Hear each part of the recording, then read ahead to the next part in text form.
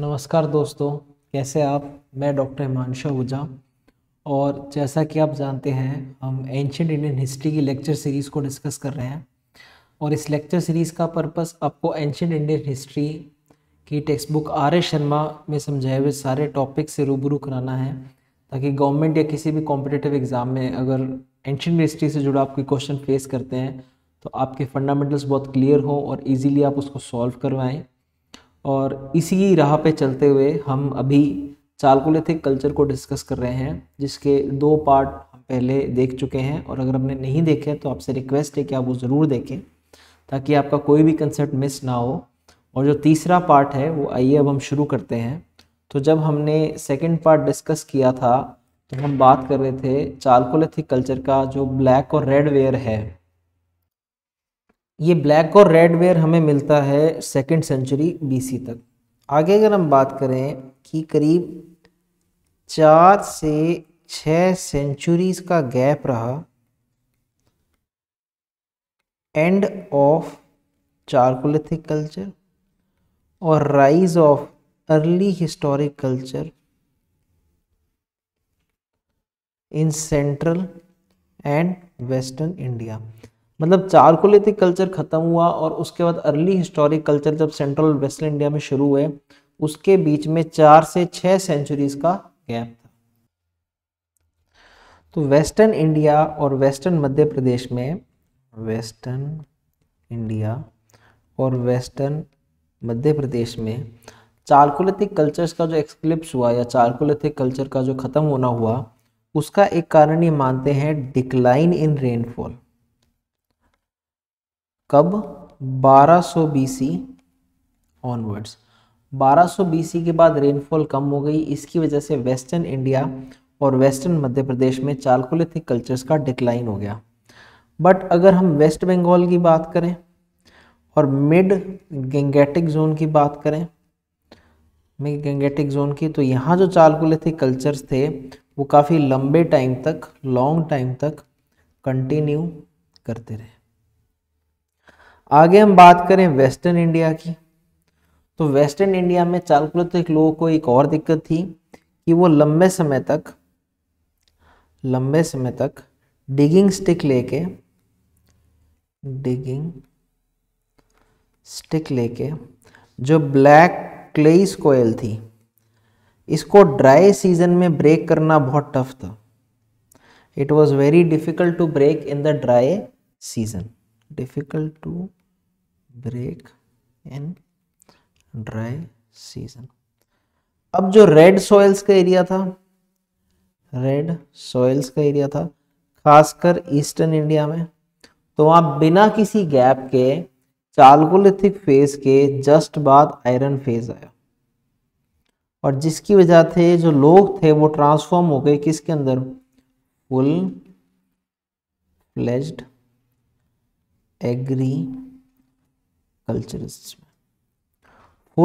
Agriculturist में transfer हो गए।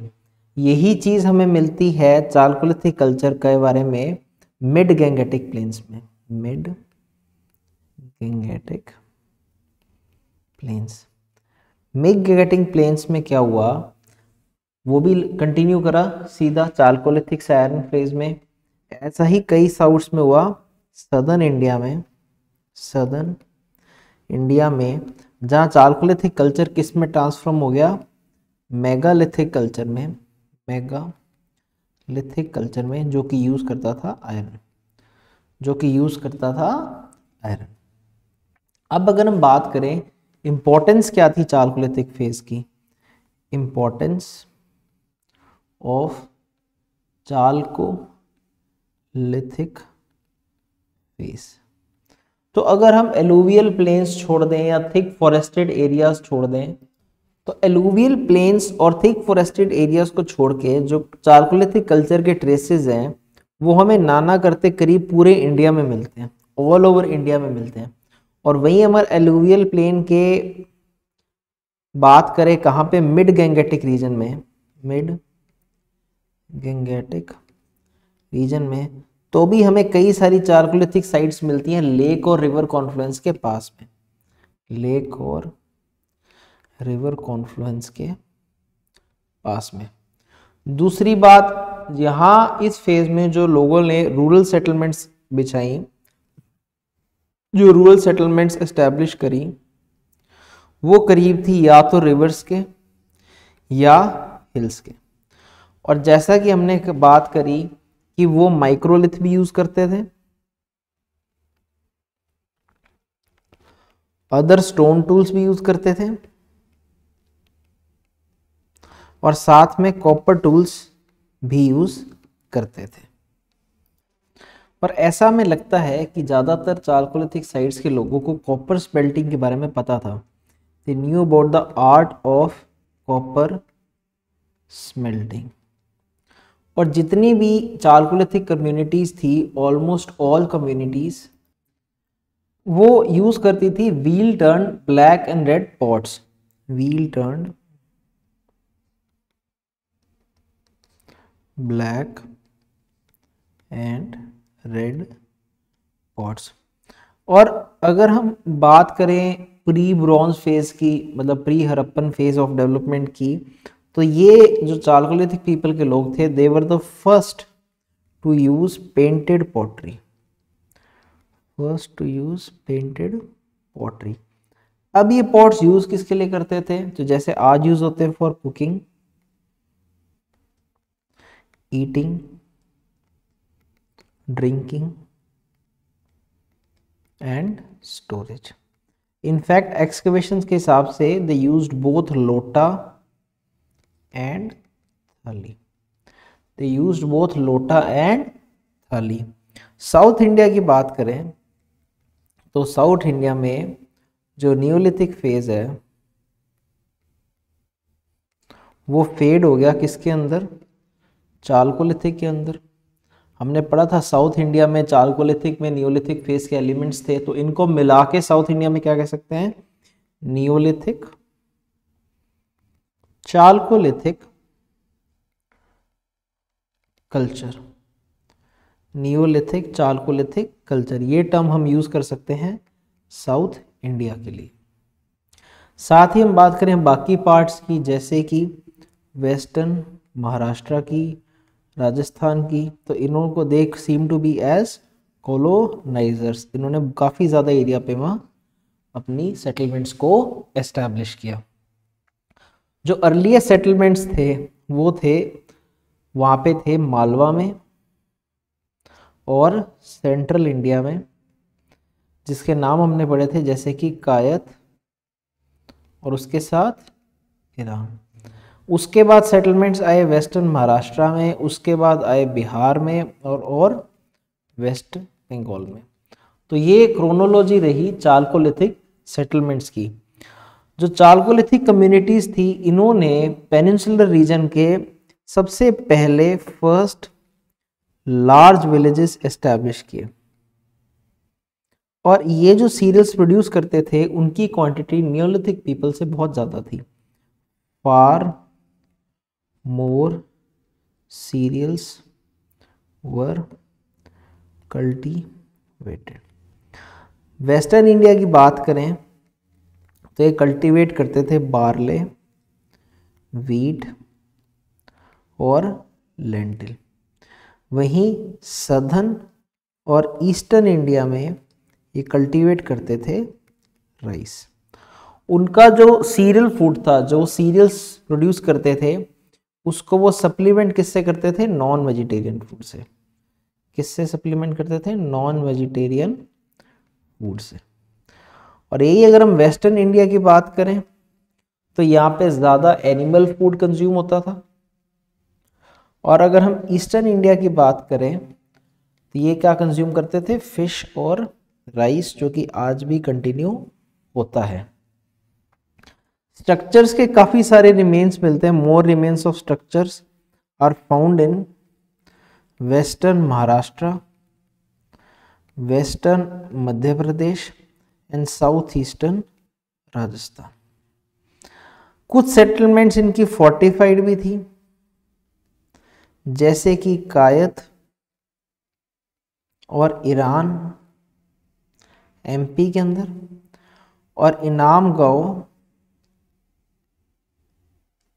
वेस्टर्न महाराष्ट्र के अंदर। ये सेटलमेंट्स इनकी फोर्टिफाइड थी। दूसरी तरफ देखा जाए तो जो स्ट्रक्चर्स के रिमेन्स है चिरांद में और पांडु राजर डीबी में, ईस्टर्न इंडिया के वो पुअर हैं जो इंडिकेट करते हैं पोस्ट होल्स और राउंड हाउसेस। इस चीज को वो इंडिकेट करते हैं। जो बरियल प्रैक्टिसेस हैं, बरियल प्रैक्टिसेस वो भी अलग अलग जगह डिफरेंट थी, जिनको हम पहले पढ़ चुके हैं।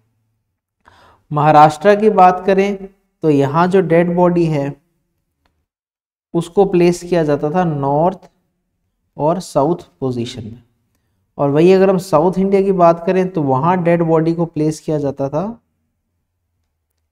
ईस्ट वेस्ट पोजीशन में। तो महाराष्ट्र में प्लेस करते थे नॉर्थ साउथ पोजीशन में और साउथ इंडिया में प्लेस करते थे ईस्ट वेस्ट पोजीशन में। और वर्चुअली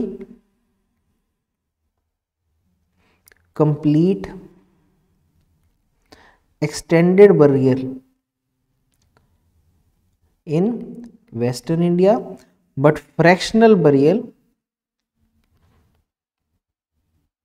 इन ईस्टर्न इंडिया। अगला टॉपिक जो हमारा डिस्कशन का है वो है लिमिटेशंस ऑफ चालकोलिथिक कल्चर, कि चालकोलिथिक कल्चर की लिमिटेशंस क्या थी। तो जो चालकोलिथिक कल्चर था it was not without its limitations. जैसे कि हमें ये तो पता है कि वो डोमेस्टिकेट करते थे कैटल्स को, और जो कैटल शीप गोट को डोमेस्टिकेट करते थे दे वर टेदर्ड इन कोर्टयार्ड, वो कोर्टयार्ड में बंधे हुए होते थे। और इन ऑल प्रोबेबिलिटी हमें मान सकते हैं कि जो डोमेस्टिकेटेड एनिमल्स थे उनको स्लॉटर किया जाता था फूड के लिए as a non paid vegetarian diet, जिसको वो सप्लीमेंट करते थे सीरियल्स के साथ। उनको वो मिल्क या डेयरी प्रोडक्ट्स के लिए यूज़ नहीं करते थे, मिल्क और डेयरी प्रोडक्ट्स के लिए यूज़ नहीं करते थे। जैसे अगर हम एग्जांपल लें, जो ट्राइबल पीपल है जैसे कि गोंड्स ऑफ बस्तर, वो आज भी ये बिलीव करते हैं कि जो मिल्क है वो सिर्फ यंग एनिमल्स को फीड करने के लिए, milk is meant to only feed young animals, इसलिए वो अपने कैटल की मिल्किंग नहीं करते। और कंसिक्वेंटली जो चालकोलिथिक लोग थे वो अपने एनिमल्स का फुल यूज़ नहीं कर पाते थे, they were not able to fully use their own animals जिनको वो डोमेस्टिकेट करते थे। ऑल्सो जो चालकोलिथिक लोग थे, जो चालकोलिथिक पीपल थे, वो रहते थे ब्लैक कॉटन सॉइल एरिया में, ब्लैक कॉटन सॉइल एरिया में सेंट्रल इंडिया के और वेस्टर्न इंडिया के।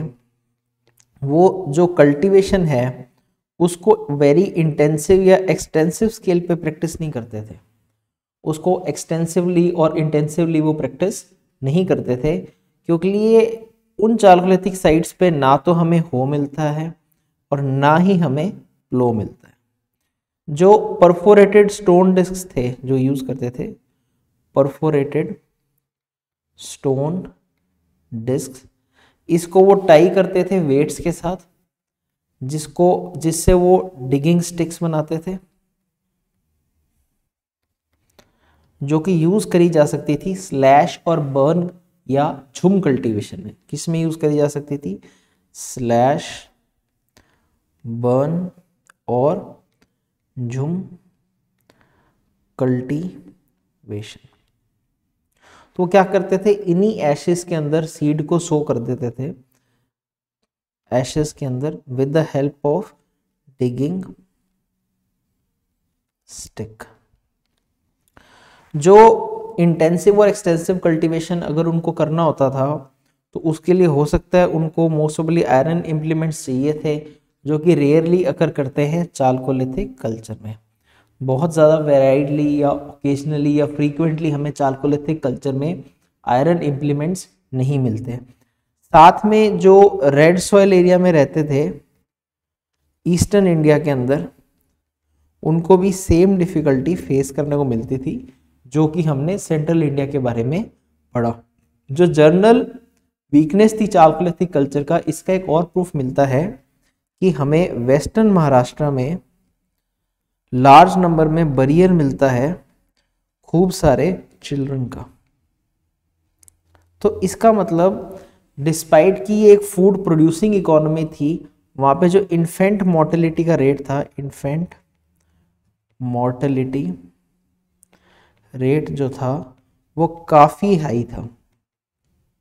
इसका मतलब वहाँ पे 3 चीज़ों का इन्फ्लुएंस निकलता है इससे।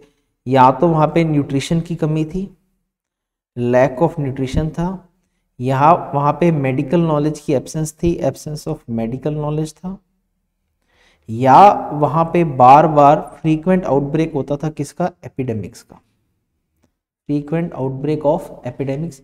ये 3 कारण हो सकते हैं जिनकी वजह से शायद वहाँ पे इन्फेंट मोर्टेलिटी रेट काफ़ी हाई था चालकोलिथिक पीरियड के टाइम पे, डिस्पाइट कि वो एक फूड प्रोड्यूसिंग इकोनॉमी थी, वो फूड खुद प्रोड्यूस करते थे, सिर्फ गैदर नहीं करते थे। तो इसकी वजह से जो सोशल और इकोनॉमिक पैटर्न था चालकोलिथिक टाइम पीरियड का, वो लॉन्जेटिविटी या एक लॉन्ग लाइफ को प्रमोट नहीं करता था। और मोरओवर जो कॉपर स्टोन कल्चर था वो प्रीडोमिनेटली क्या था, ब्रॉन्ज की तरह अर्बन तो था नहीं, एक रूरल बैकग्राउंड था, रूरल बैकग्राउंड। और उसके कंटिन्यूंस के टाइम में, चालकोलिथिक कल्चर के कंटिन्यूंस के टाइम में जो सप्लाई ऑफ कॉपर था, supply of copper that was limited. क्योंकि हमें हालांकि कॉपर माइंस मिलती हैं ईस्टर्न इंडिया में, पर फिर भी जो भी चालकोलिथिक साइट्स बिहार में और नेबरिंग स्टेट्स में है, वहाँ पे हमें कॉपर टूल्स बहुत कम मिलते हैं। हालांकि उनके पास में ही कॉपर माइंस थी, फिर भी वहाँ पे कॉपर टूल्स कम है। इसका मतलब ये निकलता है कि सप्लाई ऑफ कॉपर कम थी या लिमिटेड थी। और कुछ जो चालकोलिथिक पीपल थे वो प्राइमरली मतलब मोस्टली वो क्या यूज करते थे, माइक्रोलिथ, या उसको हम कह सकते हैं स्मॉल स्टोन टूल्स। और बाय इटसेल्फ जो कॉपर के टूल थे वो काफी ज्यादा हार्ड नहीं होते थे, they were pliant. By itself tool made of copper was pliant. दूसरा, उस टाइम के जो लोग थे उनको इस बात की नॉलेज नहीं थी कि हम टिन और कॉपर को मिक्स करके एक काफी स्ट्रॉन्ग मेटल बना सकते हैं, जिसको हड़प्पन्स यूज करते थे और उसको हम कहते हैं ब्रॉन्ज। तो उनको ब्रॉन्ज बनाना नहीं आता था। जो कॉपर के वो टूल्स बनाते थे वो प्लाइंट होते थे, प्राइमरली वो स्टोन के टूल्स यूज करते थे, और आयरन उनके पास था नहीं, जिसकी वजह से उनका जो कल्टीवेशन था वो एक्सटेंसिव और इंटेंसिव नहीं था। और इन्फेंट मोर्टेलिटी रेट भी उस टाइम पे हाई था, जिसका मतलब या तो उनके पास न्यूट्रिशन प्रॉपर नहीं था, या वहाँ पे मेडिकल नॉलेज का एब्सेंस था, या वहाँ पे आउटब्रेक्स जो होते थे डिजीजेस के वो काफ़ी फ्रीक्वेंट होते थे। क्योंकि आप देखा जाए तो जो ब्रॉन्ज टूल्स थे उन्हीं की वजह से अर्लीस्ट सिविलाइजेशन का राइज हुआ काफ़ी जगह पे वर्ल्ड ओवर में, जैसे कि क्रेट, CRATE, इजिप्ट, मेसोपोटामिया, और मोस्ट इंपॉर्टेंटली जिसके बारे में आगे पढ़ेंगे, इंडस वैली सिविलाइजेशन। दूसरी बात हमें ये जानने को मिलती है, जो कॉपर स्टोन एज के लोग थे दे कुड नॉट राइट, वो लिख नहीं सकते थे, ना ही वो सिटीज में रहते थे जैसे कि शहर में ब्रॉन्ज एज के लोग रहते थे।